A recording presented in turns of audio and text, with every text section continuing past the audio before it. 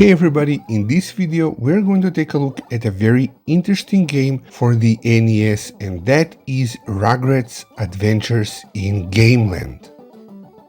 There was a time when licensed games were actually very good and very well liked among kids.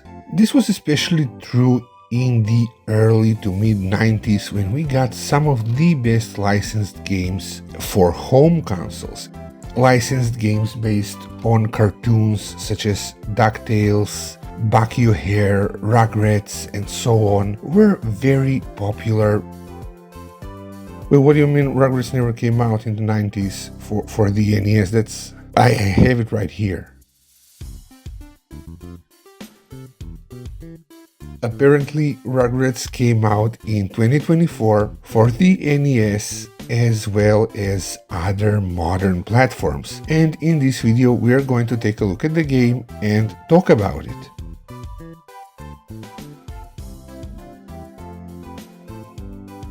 Rugrats Adventures in Gameland is a fairly traditional platformer in the vein of popular licensed games back in the day. The game tries to and fairly successfully manages to recreate the whimsical and magical atmosphere of the show, which tends to focus on the children's imagination and ability to turn everyday situations and environments into exciting adventures. The entire game takes place in the confines of Tommy Pickles' house and his backyard, and similar to what happens in the show, each of the rooms and areas of the house is turned into some kind of adventurous environment in the imagination of the babies and Angelica.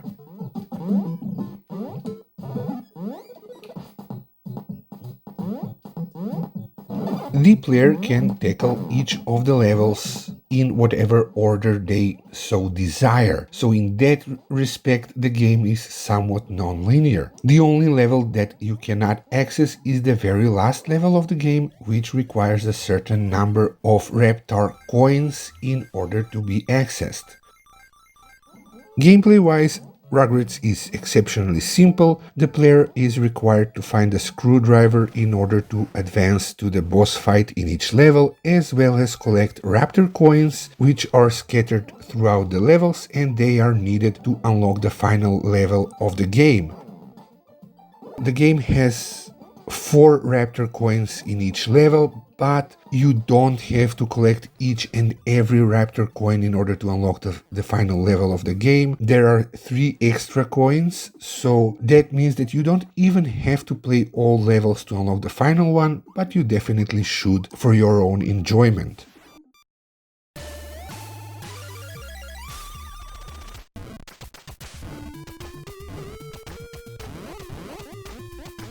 In Rugrats Adventures in Gameland, the player gets to choose between the 4 main characters of the show, that's Tommy Pickles, Phil, Lil, and Chucky.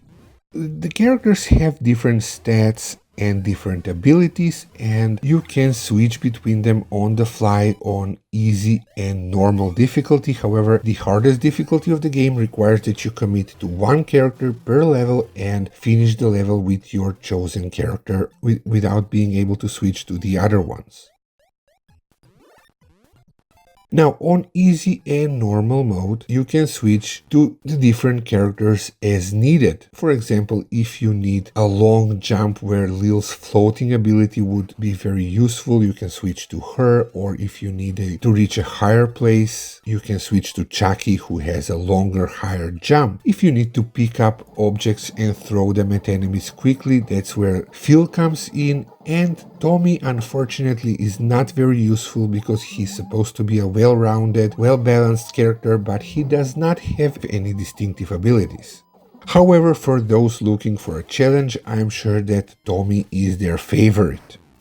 The baby's different characteristics do come into play very often in the levels. However, Every part of every level can technically be cleared by each of the characters, and this comes into play on the hardest difficulty in the game, where you're not able to switch between the characters on the fly in a level, and you're supposed to play with the character you choose at the beginning of each level. Therefore, if you decide to say play with Tommy, you're going to have to make use of his well-balanced abilities the best you can, or if you decide to play with Chucky, you are going to take advantage of his long jump, but his inability to pick up and throw objects quickly is going to come into play at certain points in the level and become a problem. So the hardest difficulty is really not something that I personally enjoy. On normal difficulty, when a character eventually gets knocked out and runs out of lives, which are presented as cookies in this game, they become decommissioned for the rest of the level, similar to what we have in normal mode in Little Samson. Now, my favorite mode is the easiest mode, or as it's dubbed here, newborn, and that is because even upon losing all lives in a level, which also play the role of automatic health recovery items, you don't lose your character permanently. So you have infinite respawns. And I think this is honestly the best and most enjoyable difficulty level in the game, because the overall difficulty of the level and the challenges in each level, it's actually the same between normal and easy, or baby and newborn, and the only difference is the fact that on newborn difficulty, you don't permanently lose your characters for the duration of that level.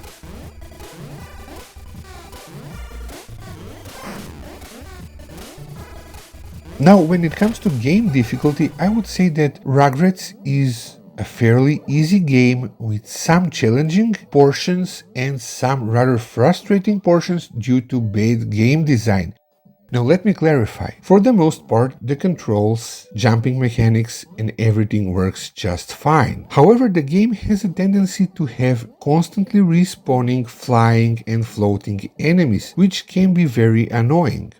Another issue with the game is that enemies that shoot projectiles continuously shoot the projectiles. As soon as one projectile disappears from the screen, another one is being shot, leaving the player very little room for maneuvering the environment between shots. The same goes for respawning enemies. We can often run into problems where the player keeps getting knocked about wherever because enemies are too quick to respawn before you can actually make your move. Now, this is not a very common issue. It's only present in certain portions of the game, so it's fairly forgivable, but it does seem like the developers were trying to pad difficulty with poorly designed enemy respawns and enemy movement patterns, which I strongly disagree with. However, for the most part, Rugrats is a very enjoyable, very easy game to play. I really appreciate the fact that the levels are very simple and what little secrets they have are easy to get to.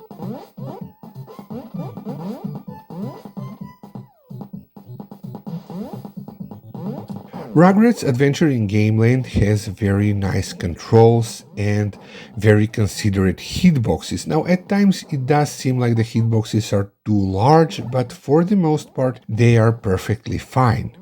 The game also has a very fun co-op mode, and you can play throughout the entire adventure with a friend. One very interesting thing to note about the Steam version of the game is that upon finishing the game, a ROM of the NES version appears in the game's folder, which you can use to play on your favorite emulators, emulation devices, and so on. However, it's very interesting and important to note that this ROM is the updated version of the game, and it's not the same ROM that is found in the initial print of the NES cartridge. One difference that I noticed between the two is in Phil's ability to dive bomb sand blocks, meaning in the original NES game, all 4 characters continuously fall through sand blocks, whereas in the updated ROM, Phil is the only one who can do this because of his weight and strength, whereas the other characters destroy sand blocks one at a time. There is also an update between the NES cartridge and the NES ROM you get from Steam. In some of the boss fights, they've been balanced much better in the updated Steam NES ROM.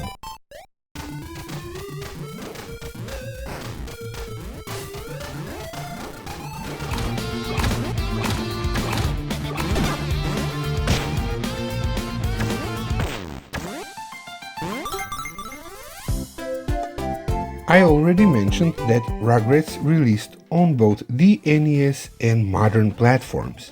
What is interesting to note is that at the base of the modern release is the 8-bit NES game, and gameplay-wise, both games are identical. In fact, the modern visuals are merely an overhaul over the 8-bit version of the game. Rugrats Adventures in Gameland on modern gaming platforms allows the player to switch between the old school and modern visual style, as well as old school and modern music on the fly while playing the game. They also included a very lovely CRT filter, which is fairly decent, although not as good as the filters we have for RetroArch that I often use in my videos. Now what you see here with this particular CRT filter is the NES ROM played on RetroArch.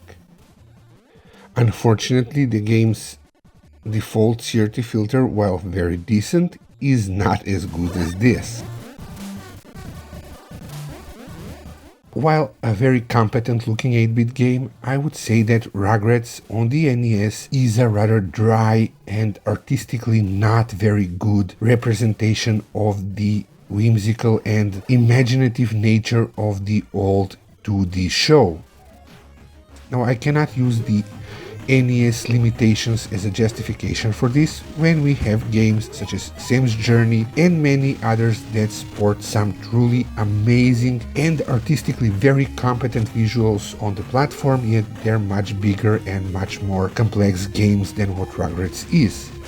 Still, this is by no means a bad-looking game. The sprites are absolutely wonderful on the NES, and I prefer their walking animations on the NES compared to their rather stiff animation for the modern visuals. As I said, the game has very nice, serviceable graphics, it has a very clean and distinct look, and it has very rich and expressive big sprites on the NES.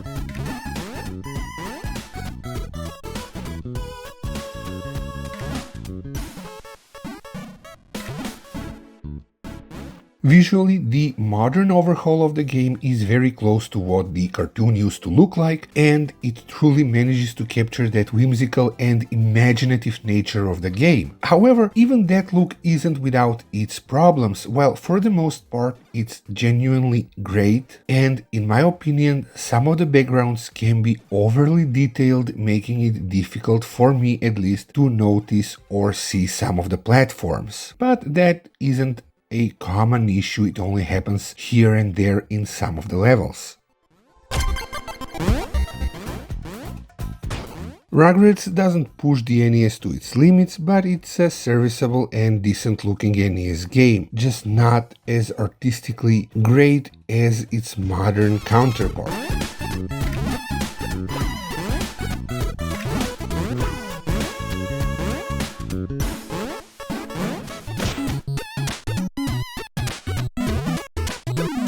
The 8-bit version of the music feels a little suffocated. I feel that some channels are missing or not playing for the most part, and well, it's decent. Its modern renditions are way better and definitely capture that Rugrats feel much better.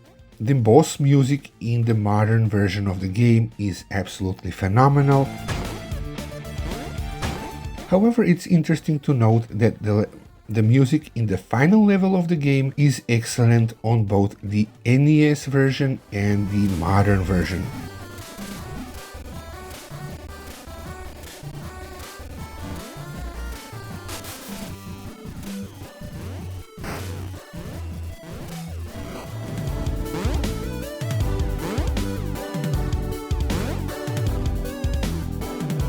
In spite of its flaws, Rugrats Adventures in Gameland is a very competent NES game and a very fun modern pick-up-and-play title for modern platforms. In my opinion, games like this have pretty much infinite replay value, and given how simple and fun Rugrats Adventures in Gameland is, I think that you can't go wrong if you pick it up and enjoy it on your favorite platform.